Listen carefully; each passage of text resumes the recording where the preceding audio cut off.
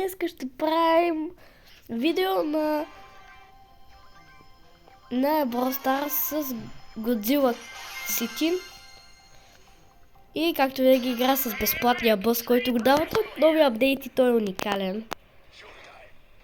Аз, както подозирам, не съм много добър на тая игра. Ама изобщо. Но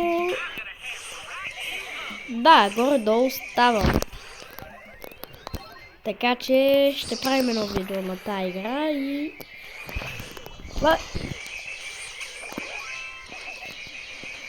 Ей, сега тук не съм много добър, ама срещу Карл ми е много лесно.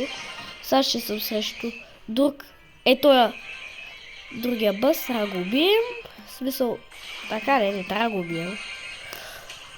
Така трябва да отидем при него. Така или иначе трябва да ги убиваме и тук. И да, горе-долу мисля, че сте разбрали вече какво трябва да правим. Така, той идва тук и го трепа. Така, умрях един път. И там горе и в дясно са на червените процентите, а вляво са на нашите, сините.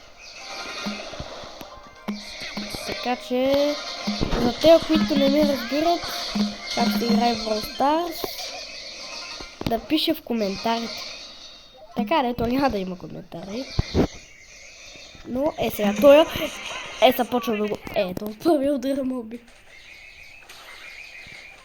И да. Аз ставам гигант. То убивам един. Убивам още един път, убия. И то още един. И са. То го ставих на 870. Трябва да го убиете. Така, първо го уби. Първо ще убие и другия. И както казах, не съм много силен на тази игра. Но да, играем.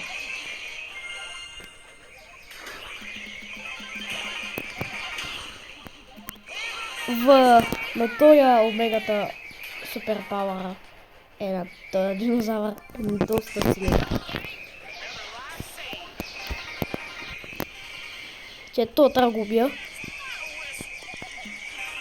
Че да ми атакува нашия. То пише Никола Про и защо е Про. Не ми гледа на Про. То се просто отидах при него и той е чао. Айде ще бием. Имам омегата, трябва да се забия на някой. Пиу. Много ли бъс? Да го целих. Спечелих ме. Вижте колко много бъзове има тук. И да, това ще бъде видеото от мен. Както винаги ми хареса.